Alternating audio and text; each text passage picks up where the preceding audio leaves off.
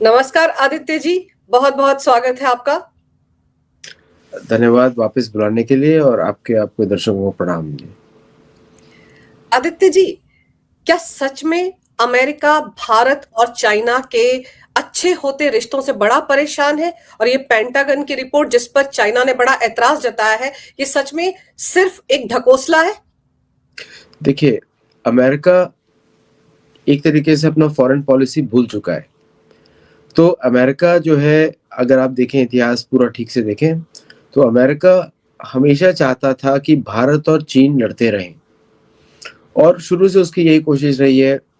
1962 के युद्ध में भी आपको याद होगा जब अमेरिका ने मना कर दिया था भारत को कुछ देने के लिए। फिर उसके पहले का आप इंसिडेंट देखिए जब दलाई लामा को सीआईए लेकर आया था भारत में। आप तो धर्मशाला में ही हैं इस समय, तो आपको मालूम ही है कि सीआईए का क्या रोल है वहाँ पे।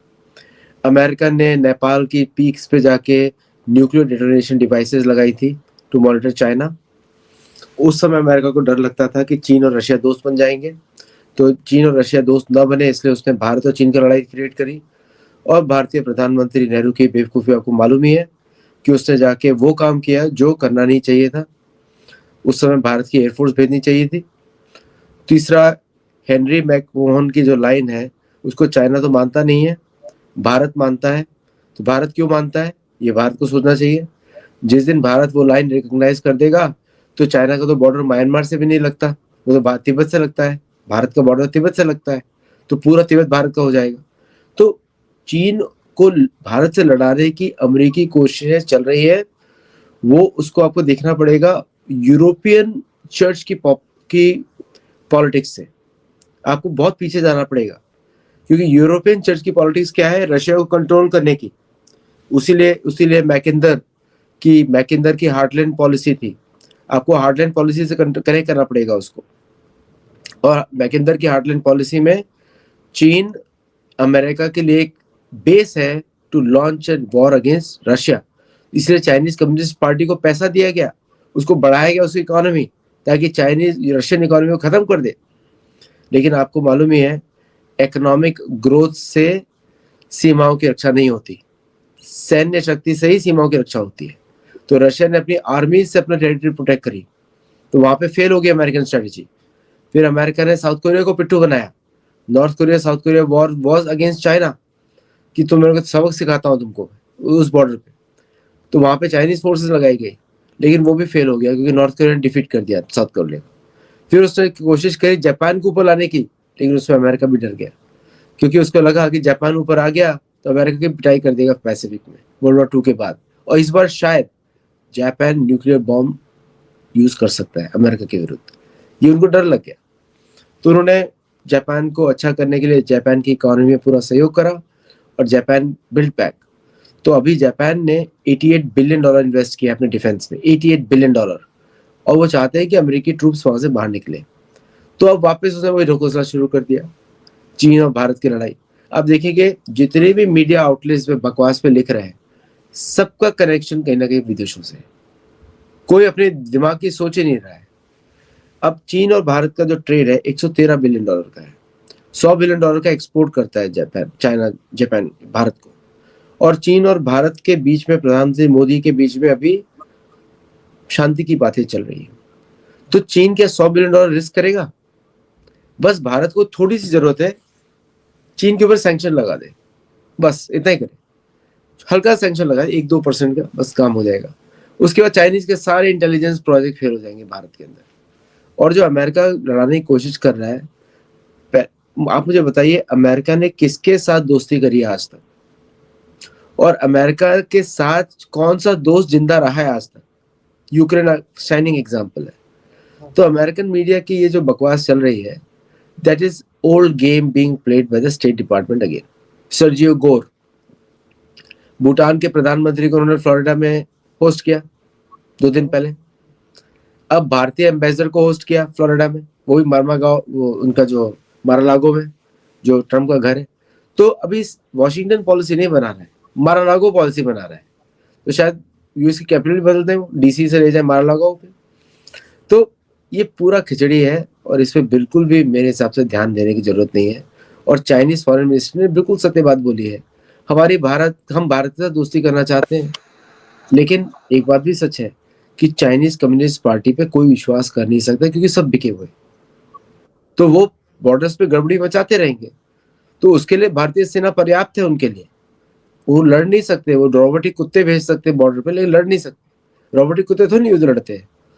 तो this is a totally fake news. तो आपको क्या लग रहा है आदित्य जी की जो भारत और अमेरिका के बीच ट्रेड डील होने वाली थी वो बहुत डिले हो गई है। पहले सबको उम्मीद थी कि शायद नवंबर के लास्ट वीक में हो जाए, लेकिन अभी तक बात नहीं बन पाई है। तो प्रेशर डालने के लिए इस तरह की रिपोर्ट्स जारी कर देता है अमेरिका। देखिए क्या है कि चाइना बहुत दिनों से पाकिस्तान को वेपन सप्लाई कर रहा है क्योंकि पाकिस्तान के ऊपर अमेरिका के सैंक्शन थे। अब अमेरिका ने पाकिस्तानी जनरल्स को वापस खरीद लिया है, तो चाइनीज वेपन्स को हटाने की कोशिश शुरू हो चुकी है। इसीलिए अमेरिका ने $1 बिलियन 1.2 बिलियन डॉलर दिया पाकिस्तानी F-16 की मरम्मत करने के लिए, अपग्रेड्स के लिए। ठीक है, तो चाइनीज और पाकिस्तान ने जो चाइना के विरुद्ध जो गेम खेला है, सारे चाइनीज वेपन्स के ब्लूप्रिंट भेज दिए अमेरिका को। ये कंफर्म न्यूज है, ये कोई खराब पुरानी न्यूज नहीं है।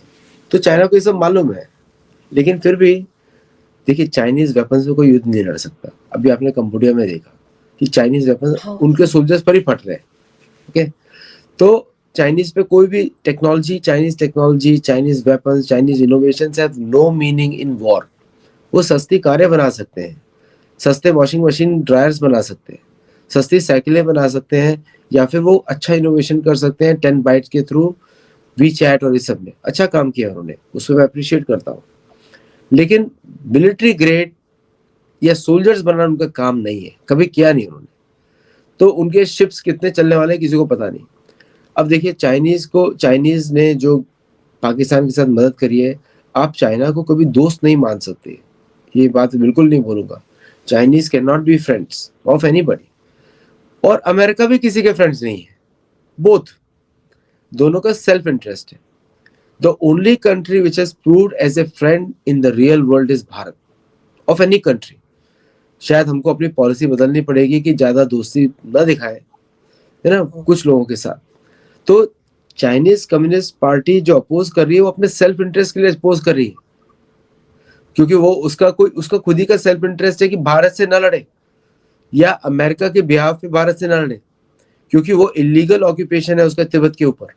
मैंने आपको बता ही दिया, हेनरी मैकमोहन की लाइन तो तिब्बत और भारत के बीच में है, उसका चाइना से कोई संबंध ही नहीं है। चाइना का बॉर्डर तो ऑफिशियली बर्मा से भी नहीं मिलता। अब ये आपके दर्शक बड़े शॉक हो जाएंगे। मैं बोलता हूँ आप जाके स्टडी करिए हेनरी मैकमोहन लाइन का ओरिजिनल लाइन को, तो आपको पता लगेगा मैं क्या बात कर रहा हूँ। सो इसका मतलब ये है कि चाइनीज जो अपोज कर रहे हैं, क्योंकि उनको लड़ना नहीं आता, वो लड़ना नहीं चाहते बॉर्डर पे, और साथ में वो भूटान पे की जमीन, इनर मंगोलिया की जमीन, और जो खनिज पदार्थ जो उखाड़ रहे हैं तिब्बत से बार बार वो चोरी कर रहे हैं, उन सबको छुपाना चाहते हैं, और जो कि उनका इलीगल है। Aksai Chin is illegal occupation, पूरा Chinese border with Nepal is illegal, Chinese border with Myanmar is illegal, Chinese border with Arunachal Pradesh is illegal. तो वो सारा इलीगल है उनका। तो वो सबको मालूम है, अमेरिकन को भी मालूम है। ऐसा नहीं अमेरिकन को मालूम नहीं है, कि जो लोग इस तरह की बातें उनको भी मालूम है। लेकिन अभी प्रॉब्लम क्या है कि अमेरिका को ये जलन हो रही है कि पिछले 11-12 महीने में जब से ट्रम्प आए हैं, उन्होंने भारत को पूरी तरीके से खो दिया है। 50% टैरिफ लगाया है। आपने ट्रेड डील की बात करी, कौन कंट्री ट्रेड डील में टैरिफ लगाता है? भारतीय प्रोडक्ट्स। साथ में उन्होंने मेक्सिको को उकसा के मेक्सिको से भी टैरिफ लगवाया 50% लगवाया। ओके, कनाडा ने उनकी बात मानी नहीं, क्योंकि वहां पे एक चर्च ऑफ इंग्लैंड इन्वॉल्व हो गया, और यूरोप ने उनकी बात मानी नहीं क्योंकि वहां इन्वॉल्व हो गया। न्यूजीलैंड ने नहीं मानी बात, ऑस्ट्रेलिया ने नहीं मानी बात, यूके ने नहीं मानी बात। ओके, तो अभी अमेरिका अलग थलग पड़ गया, उसको लग रहा है कि मैं वापस पुरानी चीजें खेलना शुरू कर दूंगा। तो अमेरिका का सबसे बड़ा enemy action against India is Pakistan and Bangladesh and Myanmar. ये 3 एनिमी एक्शन है। तो ट्रेड डील तो भूल जाइए। अभी कोई भी स्वाभिमान, अगर भारत के अंदर स्वाभिमान है तो ट्रेड डील तो कभी साइन करेगा ही नहीं। ठीक है, और चीन के ऊपर भारत अपनी समस्या को खुद ही डील करेगा, उसको मालूम है कैसे डील करना है चीनियों के साथ।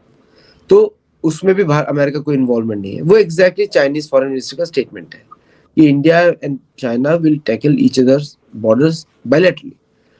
अब चाइना के लिए सबसे बड़ा खतरा है उसके पूर्वी दिशा में, वो है जापान।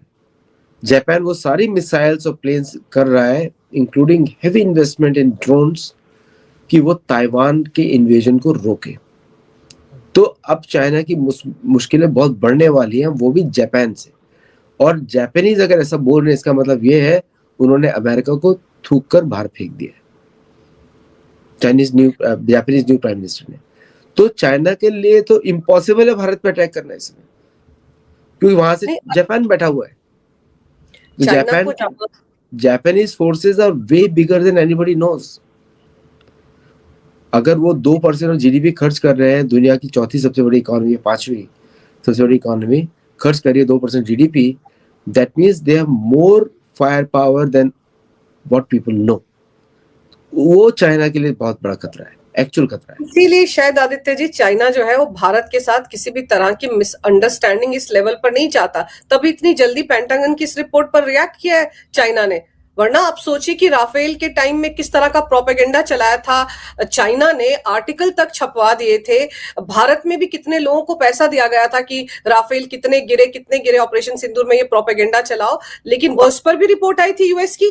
तब तो चाइना ने ऐसे रिएक्ट नहीं किया था, इसी रिपोर्ट पर रिएक्ट किया, क्योंकि टाइमिंग खराब है, जापान से उनको भी खतरा है और भारत से वो पंगा मोल नहीं लेना चाहते इस वक्त। अमेरिका ने किसके 2 शिप जब्त की? चाइना की, वेनेजुएला। ईरान ने किसके टैंकर रोके? चाइना के। और ऑयल किधर जा रहा था? अमेरिका को। ठीक है, पनामा फ्लैग कैरियर्स। तो अमेरिका अपने ही झूठ में बुंद चुका है। अभी इलीगल कैप्चर किसने किया? अमेरिका ने किया, 2 टैंकर्स इंटरनेशनल वाटर्स में। वो तो सारे यूएन के लॉज के विरुद्ध जाता है। फिर क्या चाइना उनकी टैंकर कैप्चर नहीं कर सकता है? कर सकता है, ईरान के थ्रू करवाएगा। किसके टैंकर्स हैं वो सारे? तो ये क्या भारत को पता नहीं है? भारत तो देख ही रहा है, ऑब्जर्व कर रहा है बड़े क्लोजली। भारत का कोई टैंकर खाली नहीं पकड़ा नहीं गया। वो सारे शैडो टैंकर्स हैं बाय द वे, सब पे सैंक्शन लगे हुए। क्यों? क्योंकि यहाँ पे देखिए, कुछ दिनों पहले चीन ने रशिया की प्रॉपर्टी पे, टेरिटरी पे आंख डाली थी, व्लादिवोस्तोक की तरफ। उसको बोला था व्लादिवोस्तोक उनका शहर है। ओके, नाउ चीन और रशिया की दोस्ती तो चल नहीं रही, और चीन ने तो यहाँ तक बोल दिया था कि वहां पे सिर्फ 50,000 सोल्जर्स हैं, हम इजीली टेक ओवर कर लेंगे। चीन अभी तक कोई भी युद्ध जीता नहीं है एक्सेप्ट 1962 का भारत के विरुद्ध, वो जब भारतीय फोर्सेस ने एयरफोर्स को नहीं यूज किया था। वो नेहरू की ब्लंडर है, भारत की ब्लंडर नहीं है, उसको भारत से कनेक्ट ही नहीं करना चाहिए। उसके बाद से किसी भी युद्ध में बहुत सारे युद्ध लड़े गए, 87 का लड़ा गया, 2020 का लड़ा गया, उसमें कहीं पर भी चीन जीता नहीं है। तो अमेरिकियों को सिर्फ अपने देश की चिंता करनी चाहिए, क्योंकि अब वो जिस मॉनरो डॉक्ट्रिन की बात कर रहे हैं, उस मॉनरो डॉक्ट्रिन में American focus should be only America, not Asia. खुद ही बोल रहे हैं, हम तो नहीं बोल रहे हैं, उन्हें अपने अमेरिकन से बोल रहे हैं। तो ये जो रिपोर्ट पब्लिश की गई है कि चीन और भारत का युद्ध होगा, ये रिपोर्ट ही फॉल्स फ्लैग है, ये रिपोर्ट ही एक ऑपरेशन है अदृश्य राज्य। ओके, तो ये इसलिए इस रिपोर्ट पे ना भारत इसको इंपॉर्टेंस देगा, और अगर चाइनीज कम्युनिस्ट पार्टी ऐसा बोल रही है, इसका मतलब ये है चोर की दाढ़ी में तिनका। तो वो भी इस फेक प्रोपेगेंडा की पकड़ में है। ओके, मेरे हिसाब से भारत का इस पे कोई कमेंट ही नहीं आने वाला, आप देख लीजिएगा, कमेंट नहीं आने वाला, बिकॉज ये इंपॉर्टेंस नहीं है। ये बकवास बातें चल रही है, पुराने जैसी बातें चल रही है, जैसे कि अब भारत को पाकिस्तान से शांति करनी चाहिए, वो जो बातचीत वाली बातें थी ना, वो सारी ओवर हो चुकी है। अभी कोई भी एक्शन होगा पाकिस्तान को, आपको लग रहा है सिंदूर खत्म है, लेकिन सिंदूर ऑपरेशन में तो आपको दिख ही रहा है पाकिस्तान में क्या क्या चेंजेस हो रहे हैं। कुछ ऑपरेशन दिखता है, कुछ दिखता नहीं है, कुछ पेट के अंदर की सफाई होती है, तो वो चल रहा है। बांग्लादेश में आपको दिख रहा है सारा ऑपरेशन, उसमें चाइनीज इंटेलिजेंस भी इन्वॉल्व थी, जो कोऑपरेट कर रही थी अमेरिका के साथ। ओके, तो चाइना कहाँ दूध का धुला है? और अगर वो इस तरह की बातें कर रहा है, खारिज कर रहा है इस तरह की पेंटागन की रिपोर्ट को, पेंटागन तो एक थ्योरेटिकल रिपोर्ट निकाल रहा है, कोई 23 साल का लड़का अंदर बैठ के लिख रहा होगा। ओके, वहां पे कौन सा आपको कोई एक्सपीरियंस आदमी लिख रहा होगा वो रिपोर्ट? तो हम लोग को रिएक्ट करने का कोई जरूरत नहीं है इस पे। बिल्कुल भी नहीं। It is old. ये तो ऐसा बता दिया ना कि चावल उबल गया है, सबको पता है चावल उबलता है। अब उसमें कौन सा उसमें बड़ी रॉकेट साइंस है, चावल उबल गया है। आदित्य जी, एक एक्सपर्ट हैं अमेरिका के जिन्होंने ये कहा है कि डोनाल्ड ट्रंप इसलिए मोदी से नाराज थे क्योंकि उन्होंने पाकिस्तान की तरह उनका नाम रिकमेंड नहीं किया था नोबेल पीस प्राइज के लिए, इसलिए वो ये सारी हरकतें कर रहे हैं। देखिए क्या है कि अमरीका को पता ही नहीं वो क्या कर रहे हैं, ठीक है। तो अभी अभी कोई भी अमेरिकन एनालिस्ट कुछ बात करता है, मुझे लगता है किंडरगार्टन का कोई बच्चा बात कर रहा है कि things have become more complex beyond their brain grade. उनके दिमाग में समझ में नहीं आ रहा वो क्या करें। देखिए जब तक रिजर्व करेंसी थी तब तक उछल रहे थे, है ना। अब रिजर्व करेंसी बची नहीं, अब कुछ पैसा भी नहीं है तो क्या करोगे, बातचीत ही करते रहो। और जितने भी चर्च के लोग होते हैं इनको बातचीत करने की बहुत आदत होती है, सारे चर्च के लोग जो बात करते, मुझे मालूम है कौन से बोला है ये। ओके, सो इस पे भी इम्पोर्टेंस देने की जरूरत नहीं है। नोबल कमिटी जो ट्रम्प के इतने कैंपेन करने पे मकादो को देते हैं नोबल पीस प्राइज, तो मोदी जी के इतने इंपॉर्टेंट हो गए उनकी दुनिया के। ये तो वेस्टर्न वर्ल्ड की बुराई है ना, वेस्टर्न वर्ल्ड के लोग रिपोर्ट लिख रहे हैं, उससे मोदी जी का क्या लेना देना। वो तो चाहते ही मोदी जी सरकार में ना रहे, तो मोदी जी की सुनेंगे क्या पाकिस्तान ने जो दिया उसने नोबेल पीस प्राइज, सुन सिर्फ पाकिस्तान एक टेररिस्ट कंट्री है, उसकी क्या कोई औकात है जो बोल देगा। तो अगर कोई इंटेलिजेंट आदमी होता ट्रम्प की जगह तो बोलता हूँ अरे पाकिस्तान रिकमेंड कर रहा है तो भाई मैं अपना नाम विड्रॉ करता हूँ, I don't want to be part of it. उस सर्टिफिकेट के चक्कर में पाकिस्तान का कच्चा भी छीन लिया इन्होंने, सोचिए ना, इकोनॉमी भी छीन ली। आसिम मुनीर को बुला के वो बेचारा बेचने के लिए आया, अब पता लगा कि उसको बलूचिस्तान से भी हाथ धोना पड़ेगा, सिंधु देश से भी हाथ धोना पड़ेगा, और शायद भाग के अमेरिका में शरण लेनी पड़ेगी। ये हालत हो जाएगी अमेरिका पाकिस्तान की। भारत भी वही चाहता है कि हमको तो पीओके चाहिए, बाकी चीजें आदि। सो ये सारी जो ऑपरेशन थे सब फेल हो चुके हैं, और नोबेल पीस कमेटी प्राइज वो उसी को प्राइज देती है जो रिजीम चेंजिंग ऑपरेशन करता है, और वो मकादो वाज ए परफेक्ट कैंडिडेट। तो जिसको दिया गया नोबेल पीस प्राइज, आप इतिहास स्टडी करिए, उन सब देशों में गड़बड़ी फैलाने के लिए दिया गया था वो प्राइज।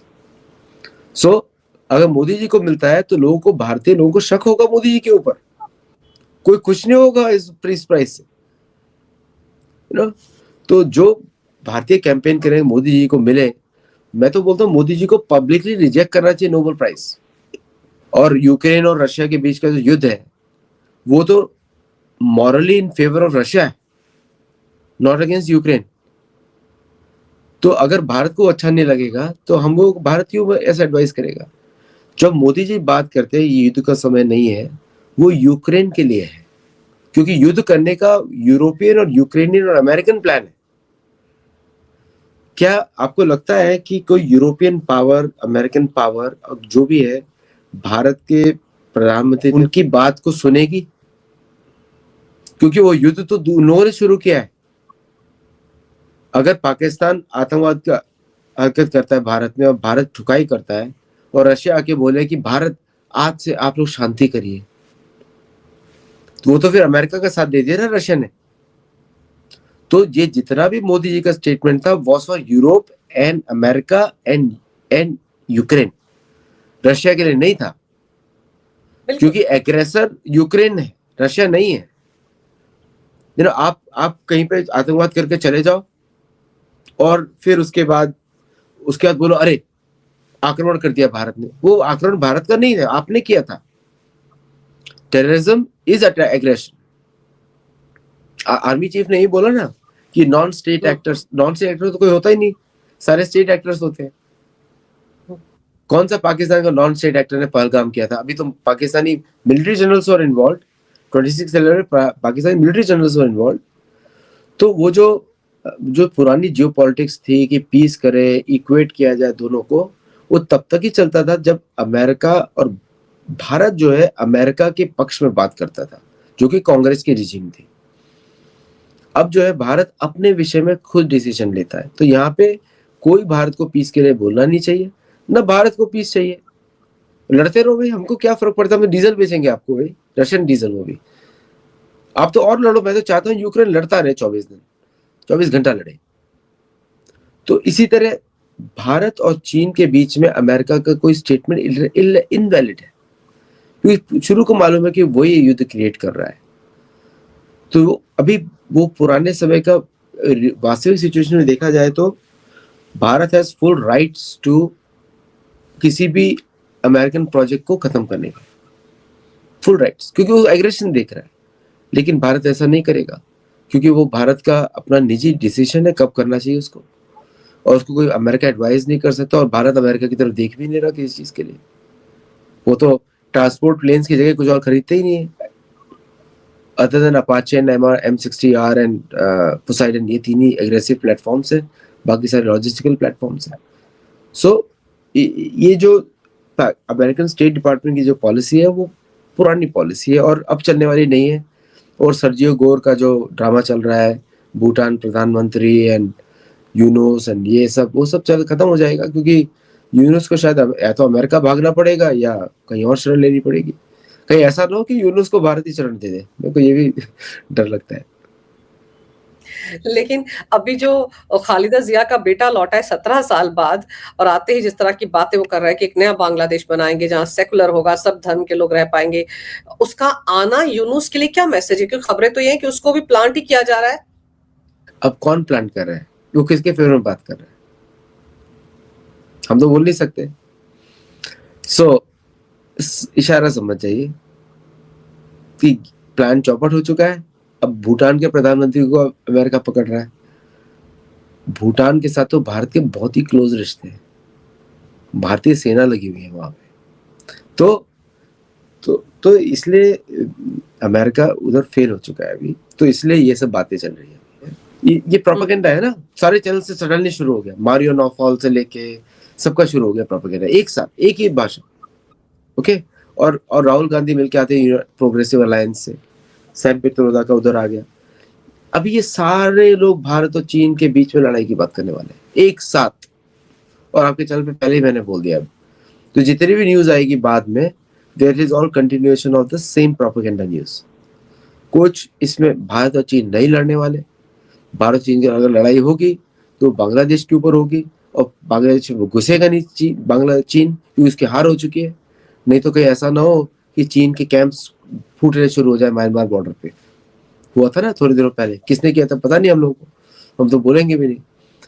ड्रोन थे, कहीं से आए थे और फोड़ के चले गए थे, पता नहीं कहाँ से आए थे वो। और चीन का गेम कंबोडिया में भी फेल हो गया। क्या ऐसी परिस्थिति में भी जापान वहां पे, फिर उसके बाद आपका ये अमेरिका से चाइना नहीं डरता क्योंकि दोनों की साठगांठ है, लेकिन जापान से उसको रियल खतरा है, रियल, वो नहीं छोड़ने वाले। और जापानीज एक्शंस अभी उन्होंने वर्ल्ड वॉर 2 की टैक्टिक सीख चुके हैं, उनके एक्शंस चाइना नहीं झेल पाएगा। विल हैव टू, चाइना को इनर मंगोलिया भी छोड़ना पड़ सकता है अगर जापान का एक्शन हुआ तो उसको भारत से ज्यादा जान का खर्चा तो जापान से है चीन को।